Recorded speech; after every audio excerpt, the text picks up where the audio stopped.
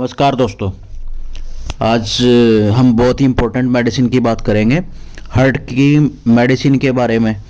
बहुत ही ज़्यादा important medicine है और आप सभी लोगों को इस मेडिसिन के बारे में ज़रूर जानना चाहिए, क्योंकि आज के दौर में हार्ट के पेशेंट बहुत ही ज़्यादा तेज़ी से बढ़ रहे हैं। जिसे देखो उसे हार्ट की समस्या हो ही रही है। तो यह मेडिसिन यदि आप जानते हैं इसके लक्षण क्या क्या होते हैं, किन किन लक्षणों में आप ये दे सकते हैं, अगर आपके अंदर भी वे लक्षण मौजूद हैं तो आप इस मेडिसिन को बेझिझक यूज कर सकते हैं या किसी अच्छे होम्योपैथिक कंसल्टेंट से मिलकर इस मेडिसिन को ले सकते हैं। तो शुरू कर लेते हैं और दवाई के बारे में जान लेते हैं। ये दवाई है एडोनिस वर्नैलिस। ये हार्ट के पेशेंट के लिए बहुत ही अच्छी मेडिसिन है, बहुत ही उपयोगी मेडिसिन है। यदि आप इसका यूज करते हैं तो आपको बाईपास सर्जरी की ज़रूरत नहीं पड़ेगी, एंजियोग्राफी की ज़रूरत नहीं पड़ेगी, एंजियोप्लास्टी की ज़रूरत नहीं पड़ेगी। बहुत ही शानदार मेडिसिन है। तो देखते हैं कि किन किन कारणों में इस मेडिसिन का यूज किया जाता है। सब पहला कारण है एंडोकार्डाइटिस। एंडोकार्डाइटिस एक ऐसी मेडिकल कंडीशन होती है जो हमारा हार्ट होता है उसके ऊपर एंडोकार्डियम नाम की एक लेयर होती है। यदि उसके ऊपर किसी भी प्रकार का इन्फेक्शन हो जाता है तो इसे हम एंडोकार्डाइटिस बोलते हैं। इस कंडीशंस में इस मेडिसिन का यूज़ बहुत ही ज़्यादा किया जाता है। दूसरी कंडीशन है वाल्वोलाइटिस। एक ऐसी मेडिकल कंडीशन होती है इसमें हार्ट में ट्राइकस्पिड वाल्व और बाइकस्पिड वाल्व, जो वाल्व होते हैं, आपने बहुत सारे लोगों को कहते हो सुना होगा कि भाई डॉक्टर ने उसके जो हार्ट के वाल्व खराब बताए, वाल्व डलेंगे या तो उन्हें सर्जरी करके नए वाल्व डालने पड़ेंगे। तो यह बीमारी बहुत ज़्यादा कॉमन है, बहुत ज़्यादा लोगों बढ़ गई है। बहुत ज़्यादा लोगों को ये होती है, सुनने को मिलता है कि हमारा वाल्व ख़राब हो गया है, किसी प्रकार का इन्फेक्शन हो गया है। तो यह मेडिसिन उसके लिए बहुत ही ज़्यादा उपयोगी है। अगली कंडीशन है मायोकार्डियाइटिस इन्फेक्शन। इसका मतलब ये होता है जो हमारे हार्ट की मायोकार्डियम लेयर है उसमें इन्फेक्शन हो गया है, तो उसके लिए बहुत ही इफ़ेक्टिव मेडिसिन है। अगली कंडीशन है मायोकार्डियक अस्थमा।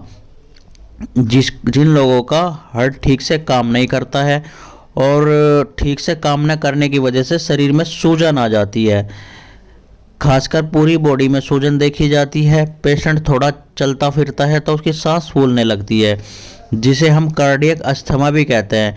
एक तो होता है नॉर्मल अस्थमा, जो लंग्स की वजह से होता है कि पेशेंट को बार बार जिसे अस्थमा के अटैक आते हैं जिसमें व्यक्ति की सांस में दिक्कत हो जाती है। और जो दूसरा जिसकी हम आज बात कर रहे हैं वो है कार्डियक अस्थमा, जो कि उससे लंग्स अस्थमा से अलग होता है। मतलब कि हार्ट की बीमारी की वजह से पेशेंट की सांसें फूलती है, सांस लेने में दिक्कत होने लगती है, उसे हम कार्डियक अस्थमा कहते हैं। कार्डियक अस्थमा के पेशेंट को अगर डॉक्टर ने बोला है कि आपका हार्ट कमज़ोर हो रहा है, वह अच्छे तरीके से काम नहीं कर रहा है, या ऐसी कंडीशन जिसमें चलने फिरने में आपकी सांसें फूल रही हैं, या आपको डिस्निया है, मतलब कि सांस लेने में कठिनाई हो रही है, आप इस मेडिसिन का बेझिझक यूज कर सकते हैं। अगली कंडीशन है कार्डियक ड्रोप्सी। इसका मतलब ये होता है कि हमारा हार्ट कमज़ोर होने की वजह से हमारे शरीर में सूजन आने लगी है, शरीर फूलने लगा है, शरीर में पानी भरने की समस्या हो गई है। कई बार ऐसे पेशेंट देखने को मिलते हैं जिनके पैरों में सूजन रहती है, फूले रहते हैं, बीपी बढ़ा हुआ रहता है, हार्ट अच्छे तरीके से काम नहीं कर रहा है। तो उस कंडीशन में आप एडोनिस ले सकते हैं, बहुत ही अच्छी मेडिसिन है। अगली कंडीशन है इंटरमिटेंट पल्स। इंटरमिटेंट पल्स का मतलब होता है कि पेशेंट की जो पल्स है, मतलब नाड़ी है या फिर नब्ज बोल देते हैं। आपने देखा होगा जब आप डॉक्टर के पास जाते हैं तो वह आपकी कलाई पकड़कर आपकी पल्स चेक करता है।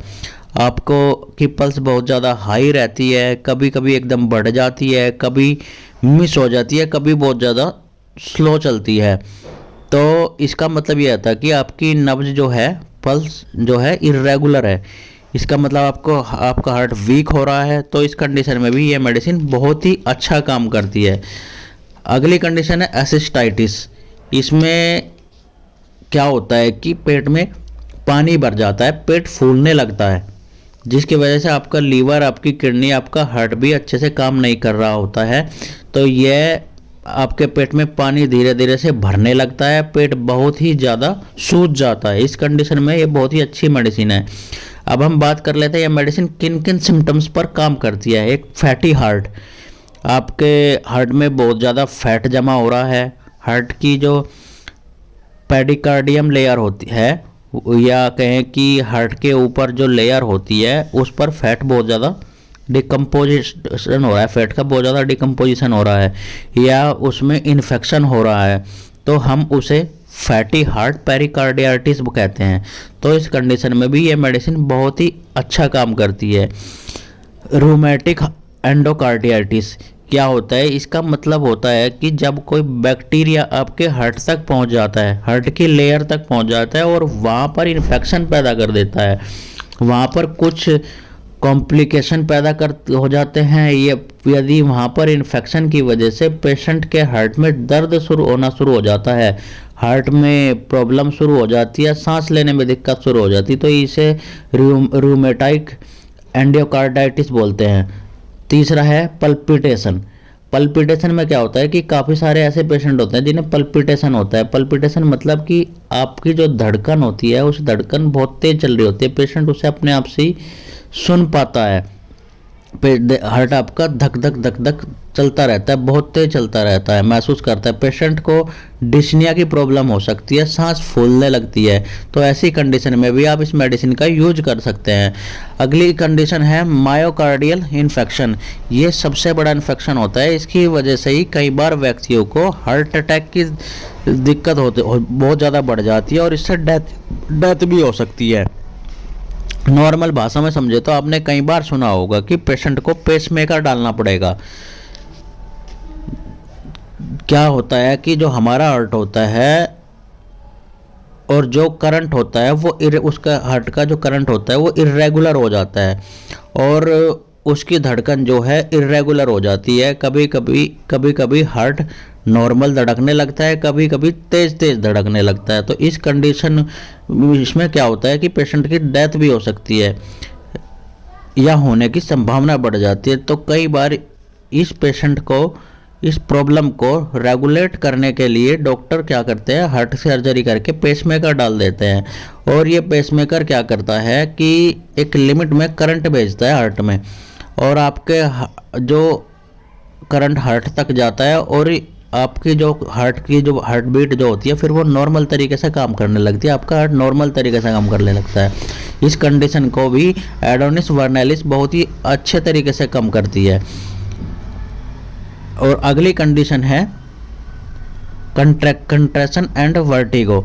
ऐसे पेशेंट का क्यों क्या होता है कि चेस्ट में या सीने में ऐसा लगता है कि बहुत ज़्यादा उखड़ गया है सीना, या सीने में बहुत तेज़ दर्द हो रहा है, पेशेंट को चक्कर आने लगते हैं, पेशेंट की जो पल्स है वो इरेगुलर हो जाती है। तो इस कंडीशन में भी एडोनिस वर्नैलिस बहुत ही अच्छा काम करती है। ये तो थी इसके कारण और सिम्टम्स।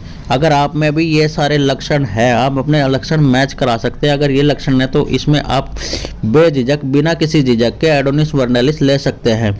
आपको एडोनिस वर्नैलिस क्या करना है, मदर टिंचर में लेना है। इसकी 10 बूंद सुबह, 10 बूंद दोपहर, 10 बूंद शाम को आधे कप पानी में 3 से 4 महीने रेगुलर लेनी है, या फिर जब तक कि आपकी समस्या ठीक ना हो जाए। ये आपकी समस्या को बिल्कुल ठीक कर देगी।